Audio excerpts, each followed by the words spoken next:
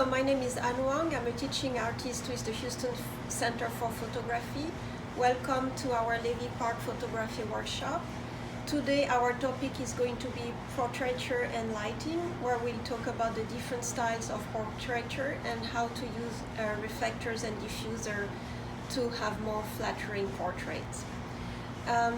Also, please do not forget to join me for our Q&A session on Saturday morning, and all the information is available on the Houston Center for Photography website under Education Levy Park Workshops. Thank you. Today we'll talk about portraiture and natural light for portraiture. First, I'd like to emphasize that a portrait is not a snapshot or a selfie. A portrait is an artistic representation of a person in which the face and its expression are predominant. The intent is to display the likeness, personality, and even the mood of the person. I'd like us also to think about why portraits are important to us today and why have artists painted portraits throughout the ages. And I think that quote from Frida Kahlo sums it up. I leave you my portrait so that you will have my presence all the days and nights that I'm away from you. Now let's move on and cover the styles of portraiture. So the traditional or classical portraiture refers to an image where the face is the predominant element. It can be a headshot, two-thirds, or full body framing. The purpose of the photograph is to depict visual representation of the subject, and the subject is expected to be looking directly at the camera. Here we have two portraits of Her Majesty Queen Elizabeth II. One is a headshot and one is a full body framing. I'm going to use her as our example of portraits today. She's one of the most photographed and apparently easiest to photograph person. The term environmental portrait refers to an image where the subject is photographed in what I would call its natural environment. For example, a worker photographed at the construction zone, a teacher in the classroom, a sculptor in his sculpture studio, and so on. The surroundings are used to complement the subject and to emphasize his character. So here we have an image by Annie Leibovitz, and it's the Queen in the white drawing room at Buckingham Palace. And so she's in her environment of Buckingham Palace, and also she's got her tiara, and she's dressed appropriately for this formal portrait. A candid portrait is taken without the subject expecting or acknowledging the photographer. This style is used in photojournalism, travel photography, street photography, and event photography. As opposed to an environmental portrait like the one we've seen before, this image is captured at the moment rather than set up. So here we have two examples. The one on the upper left, I suspect, was partly set up, and it's taken by Annie Leibovitz again, and it's Queen Elizabeth II on the steps of the East Terrace at Windsor. It's a candid portrait in the sense that she's surrounded of her dogs, and she's not looking directly at the camera, and she's got a very relaxed pose and body language. On the bottom right, it's an example of photojournalism, where again she's not looking directly at the camera.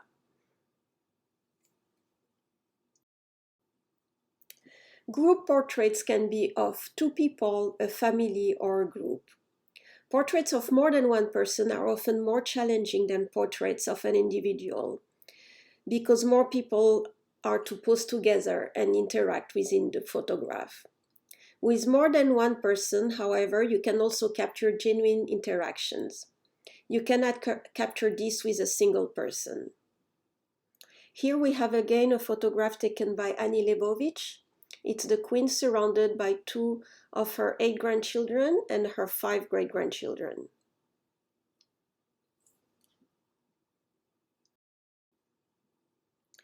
Lifestyle photography is a popular style for family photography. Lifestyle portrait refers to portraits where the emphasis is on the style of living of the person being photographed. Technically, it's a combination of environmental portrait and candid portrait. Here we have several examples of Chloe Lodge, who is a lifestyle photographer and storyteller, and she just published a book, For the Love of the Photograph.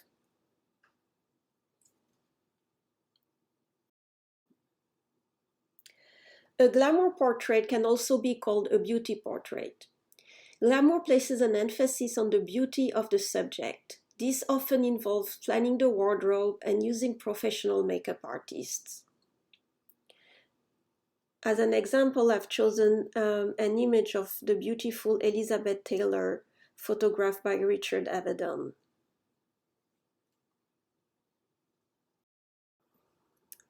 A self-portrait is a photograph of an artist that is photographed by that artist. Say something about him from his perspective. Although self-portraits have been made since the earliest times, it's not until the early Renaissance in the mid-15th century that artists can be frequently identified, depicting themselves as either the main subject or as important characters in their work. Here we have a self-portrait by Annie Leibovitz, and I would like you to notice what she tells us about herself in this self-portrait. Look at her pose, look at the way she's dressed, and look at what is surrounding her. It tells us about her personality, her lifestyle, and her job.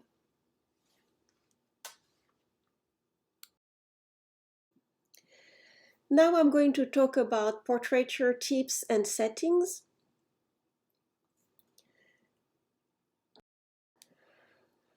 First, choose a location and light that set the mood, feeling, and character of the image you're about to make.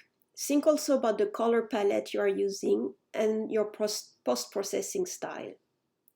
Some examples of flattering natural light for portraiture are window light, open shade like a porch or a sunroom, an overcast day, and also the golden hour. Here I've chosen an example again by Chloe Lodge.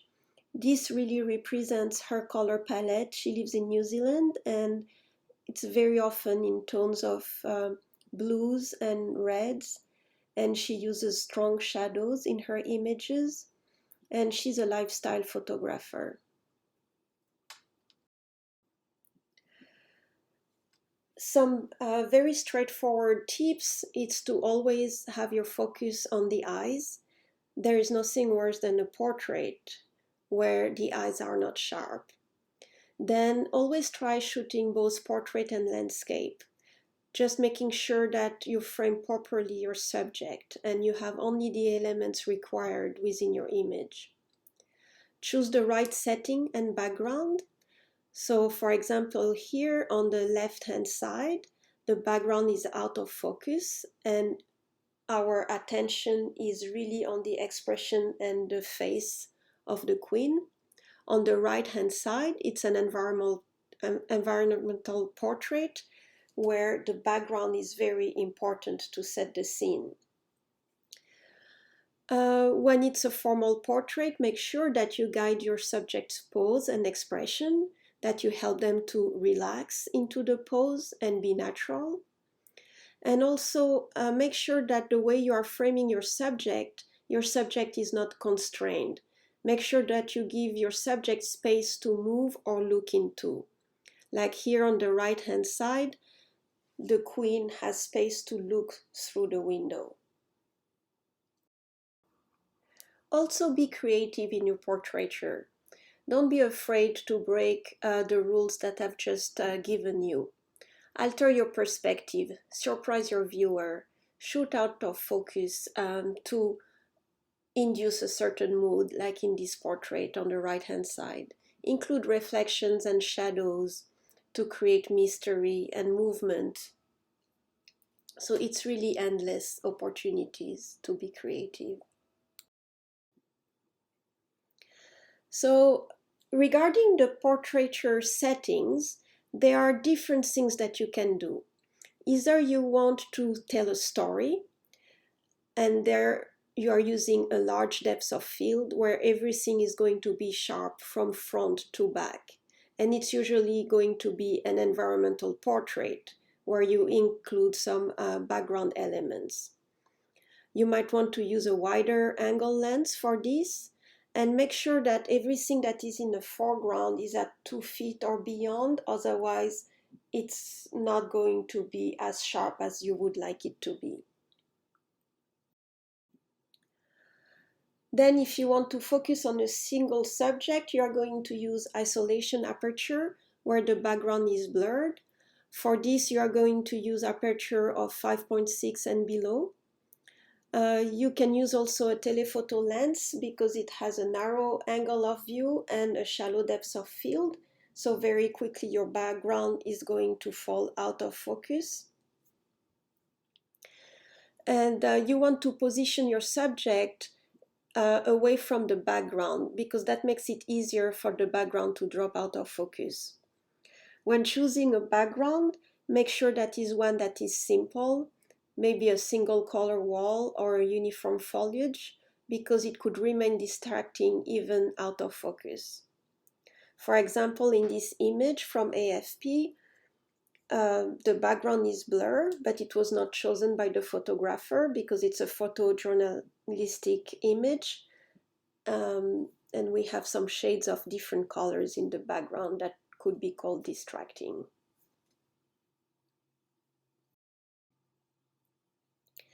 The other thing that you want to do is to have a fast shutter speed for a sharp image, at least 1/60 of a second or 1 over your focal length if you are using a long lens. Or if you're photographing kids, you might want to consider to have a shutter speed that is fast enough to freeze the movement, 1/250 of a second, for example. Light is complex to understand. It bounces off some objects while passing through others, creates large or small shadows, and influences the colors and mood of the image. So for more detailed information about light, I would like to refer you back to my earlier presentation, Understanding and Controlling Light, where I talk about the different type and direction of natural light. But here I'm going to cover some of portraiture tips regarding light. So even on overcast days when the light is diffused, soft shadows can be cast on faces, and that is when a reflector becomes handy to add fill-in light. Using a flash to fill in is another option, but the results can look harsh and unnatural. You need at least to lower your flash power by using the flash exposure compensation. With the angle and intensity of light in mind, you need to find the best angle for reflecting that light.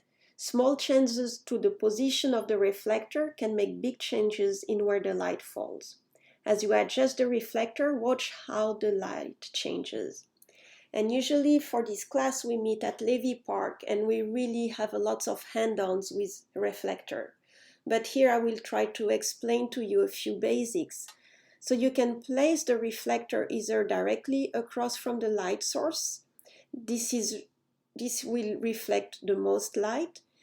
You can place it at an angle from the light source. You cannot move too far to the side of the light source or there won't be any light to reflect back. Or you can set it parallel to the ground. This will fill in under eye shadows. This position is not as dramatic as holding the reflector right across the light source, but it can lead to a more flattering portrait by brightening up the eyes. Okay, for a diffuser, you place it between the light and the subject to soften the light, not reflect it. Different type of reflectors and diffusers. The white is going to reflect a very soft light. The silver is going to be more powerful and it's going to lead to a harsher light. The gold one is like the silver reflector, but it provides a warm glow. The black is going to block light and it's used to emphasize shadows if you like a portrait with strong shadows. The translucent is going to diffuse the light and make it softer.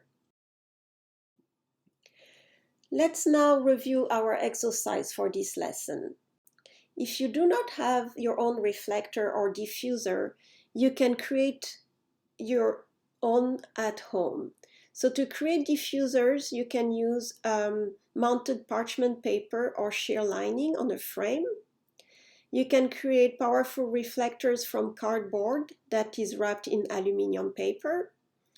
And for black and white reflector, you can just use a black or a white foam board. As exercise, I would like for you to practice the different styles of portraiture so that you can check which one you prefer.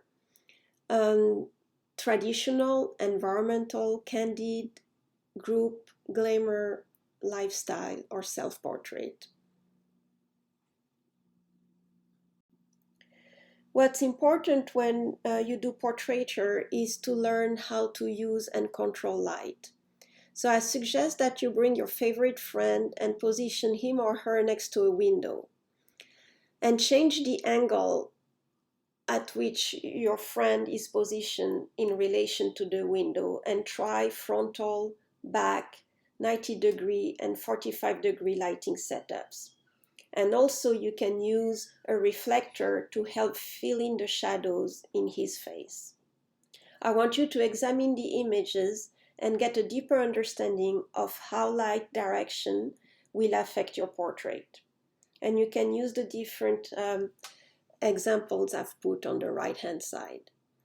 Now I would like you to bring your friend outside and work with a reflector and try the different things I've told you about placing the reflector at an angle to the light source, directly across from the light source, or parallel to the ground, where it creates a nicer, flattering portrait. Do not forget to share your images at #LevyPark or #HCPOnline. You can also follow us at Levy Park Houston or at HCP Online. Thank you very much for joining me today, and I hope to see you Saturday morning for our live Q&A on Zoom, where we can also review some of your images. The information for the Q&A is on the Houston Center for Photography under Education, Levy Park Workshop. Thank you and see you on Saturday.